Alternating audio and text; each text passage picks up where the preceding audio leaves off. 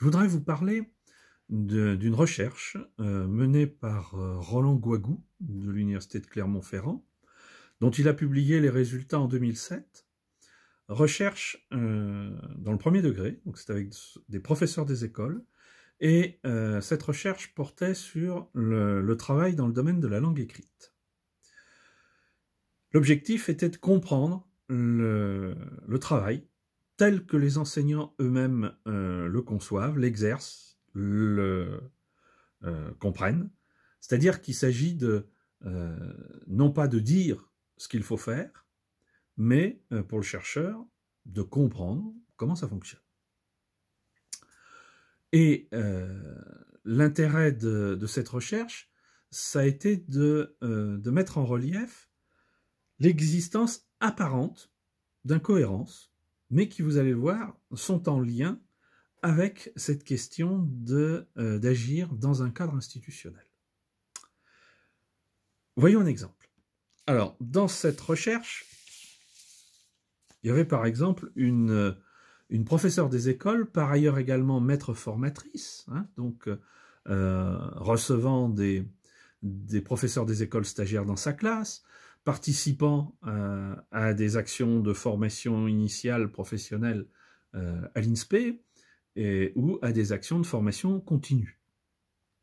Et cette institutrice, proche de la retraite, unanimement reconnue, c'est-à-dire que ses collègues, comme les inspecteurs, la considèrent comme très compétente, très efficace, eh bien, quand elle aide les élèves pour apprendre à écrire, et en particulier pour identifier les syllabes, ne prononce jamais le mot de syllabe. Ça reste implicite. Elle ne l'explicite pas. Alors, sa stratégie est extrêmement efficace. Elle fractionne la tâche d'écriture du mot en plusieurs petites étapes. Elle guide étroitement l'activité de chaque élève. Et petit à petit, les élèves apprennent à repérer effectivement les différentes syllabes qui composent le mot. Et du coup, quand ils effectuent la tâche, eh bien, globalement, à l'échelle de la classe, le taux de réussite est extrêmement satisfaisant. Mais il y a quand même une apparente incohérence, puisque beaucoup de recherches montrent que plus un enseignant est explicite, et plus l'apprentissage est efficace. Or là, il y a une part d'implicite qui est sur le mot, la notion de syllabe. À aucun moment, elle ne fait prendre conscience aux élèves que cette fragmentation du mot s'appelle une syllabe. Et au cours des entretiens postérieurs à cette séance, entretiens qui se sont déroulés entre Roland Guagou et la professeure des écoles, devant la vidéo, en regardant la vidéo de cette séquence, Roland Guagou a posé des questions sur cet aspect-là de l'activité. Et la professeure des écoles a dit que si aujourd'hui il était admis, à la fois parmi ses collègues formateurs comme elle, mais également chez les formateurs de l'INSPE et au niveau des inspecteurs, s'il était admis aujourd'hui qu'on pouvait travailler sur la décomposition syllabique des mots, en revanche, il y a 15 ans, quand elle avait commencé ses activités de formatrice, c'était tabou. Il n'était pas question de parler de syllabes, d'évoquer les syllabes.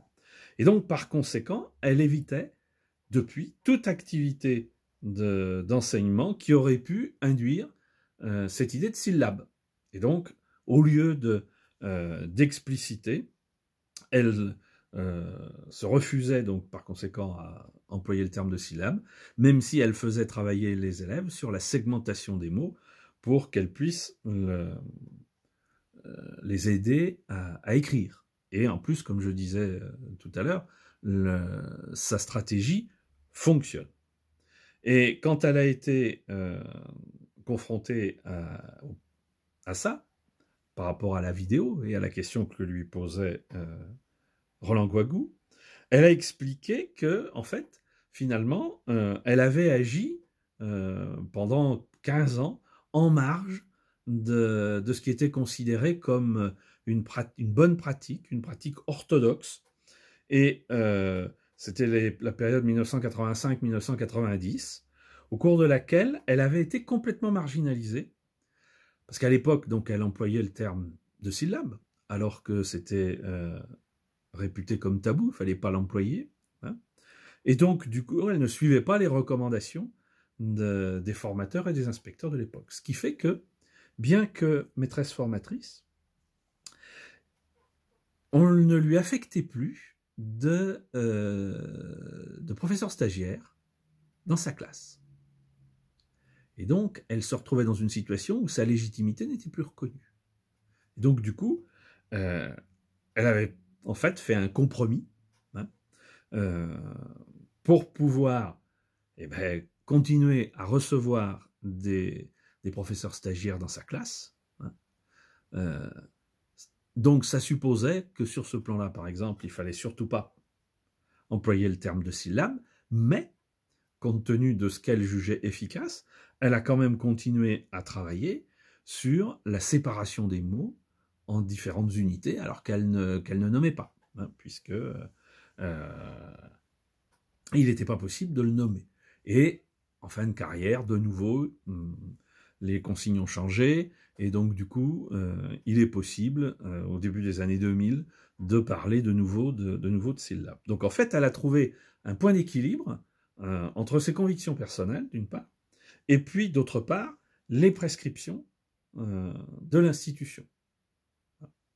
Alors ça, c'est extrêmement important, parce que vous allez le retrouver dans tout un tas de domaines, et dans vos observations de stage, vous allez y être confronté, ou vous y avez été déjà confronté, où on voit bien comment, en fait, vous avez des conflits de critères entre des éléments qui sont antagonistes, qui sont en conflit, qui sont opposés, avec des logiques qui sont différentes, hein, entre les prescriptions institutionnelles et l'expérience qu'a l'enseignant, et qui lui dit que, oui, mais c'est bien comme ça que ça fonctionne. Alors, ces prescriptions institutionnelles, elles passent par quoi? Elles passent par les programmes d'enseignement, elles passent par toutes les instructions qui entourent ces programmes, ce qu'on appelle les accompagnements, que vous trouvez sur EduScol, mais également les circulaires ou les décrets, en particulier la lettre de rentrée, par exemple, qui fixe un certain nombre de choses. Ces prescriptions, elles passent aussi par les évaluations des enseignants par les inspecteurs, et du coup, ça a une influence et sur la réalisation de l'activité d'enseignement, mais également sur son anticipation, sur sa planification. C'est-à-dire que quand l'enseignant pense son activité, la définit, il anticipe ce que dirait l'inspecteur ou l'inspectrice si elle était là. Et puis, troisième élément de cette prescription, ce sont les évaluations des performances des élèves en aval. Hein, c'est-à-dire que quand on est bon là ici c'est l'école primaire, quand on est à l'école primaire, on tient forcément compte des performances de ses propres élèves au collège. Un enseignant de collège va prendre en compte les performances de ses élèves au brevet des collèges, mais également au lycée. Et un enseignant de lycée va prendre en compte les performances de ses élèves en classe post-bac, BTS ou DUT, ou en classe préparatoire ou à l'université. Donc voilà, programme d'enseignement et instruction, circulaire, accompagnement, évaluation du travail faite par l'inspecteur, les consignes que donne l'inspecteur, donc, et l'évaluation des performances des élèves dans la suite du cursus. Et tout ça, ça peut entrer en contradiction avec la manière de faire. Et donc, pour réduire la tension entre ces deux éléments, eh bien, il y a un compromis qui va se mettre en place et qui va assurer la cohérence de la pratique. Par exemple, pour vous prendre un autre exemple, c'est ce qui est arrivé à l'évaluation des compétences depuis son introduction en 2010. Les injonctions, les prescriptions institutionnelles sont en contradiction avec les pratiques et l'efficacité ressentie de ces pratiques. Puisque dans l'évaluation de compétences, il n'y a plus d'évaluation sommative.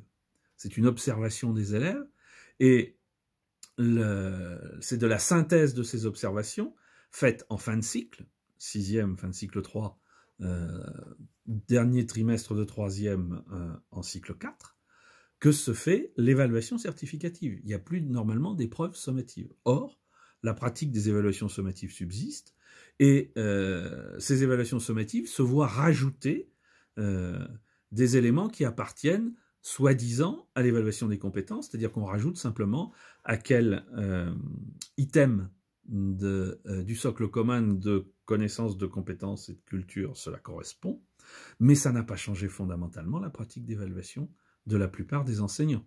Puisqu'aujourd'hui encore, la dernière enquête menée auprès de plus de 4000 enseignants du secondaire montre que 55% de ces enseignants continuent à pratiquer une évaluation sommative.